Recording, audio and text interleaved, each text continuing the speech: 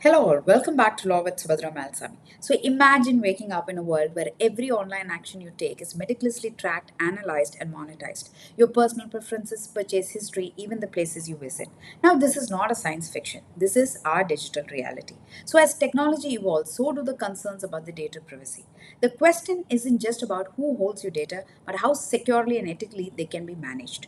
Now, if you get into the Digital Personal Data Protection Act, India's landmark response to safeguarding individual privacy while also enabling the digital innovation. So, before we break it down, let me remind you on the key players in this framework.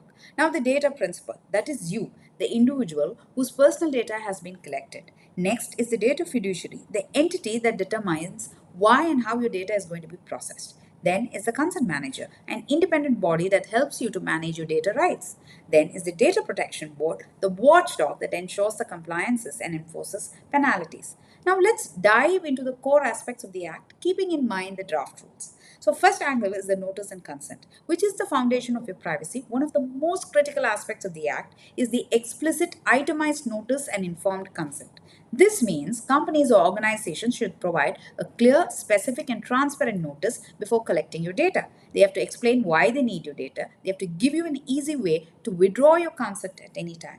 A point of debate here is the law does not prescribe a standard template for these notices. While this gives business flexibility, it also creates room for ambiguity. Now, should there be a standard format is a question.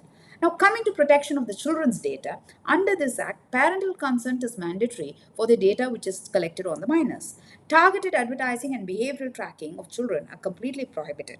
But there is a challenge here. In a world which is dominated with AI driven content recommendations, how enforceable are these restrictions? Next is the security measure.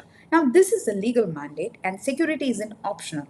The Act mandates for encryption, masking, and access controls to prevent breaches. So, continuous monitoring and logging to detect threats is mandatory. A mandatory 1 year retention of the logs is there. Now, the dilemma here is if a user requests data erasure, does that override the 1 year retention rule? The law is silent on this. Next is on the data breach notification. Now, if a data breach occurs, organizations must report it within 72 hours with details on the nature of the impact of the breach, the steps taken to mitigate the damage, and how many individuals were affected.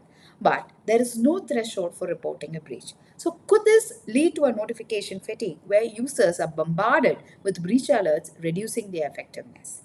Now, the role of the consent managers, it is whether a game changer.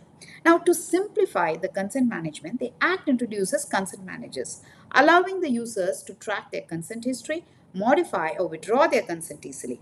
But here's the catch. Only entities with a net worth of 2 crore can qualify as consent managers. Now, could this requirement stifle the competition? Next is the data retention and erasure.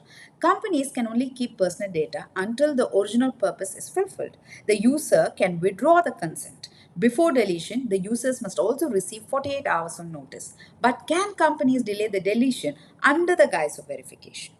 The rights of the data principles here, it empowers the users to have certain powerful rights. Right to access, which is request for your copy of a stored data. Right to correction, fix your incorrect data. Right to erasure, which is demand for a deletion. Right to withdraw your consent, which means revoke your permission anytime. So companies must also provide a privacy con on their website to facilitate these rights. Next is the significant data fiduciaries. These are special obligations. If a company possesses large volumes of sensitive data, it qualifies as a significant data fiduciary. This means conducting annual data protection impact assessments, undergoing third party audits, as well as appointing a data protection officer. Now, these are the global best practices, but do they go far enough is the question.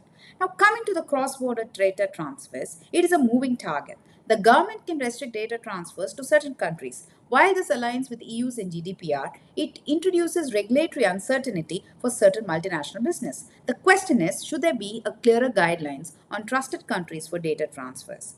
To conclude, the DPDP Act is a turning point in India's data governance framework. It empowers the individual's demands greater accountability from the businesses and also aligns with global standards. But the challenges remain.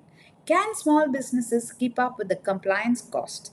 Will the government's discretionary powers on the data transfers deter foreign investments? Will consent managers truly be independent or add another bureaucratic hurdle? Data protection is more than a legal issue. It is a technological, ethical, and policy driven challenge that requires ongoing dialogue.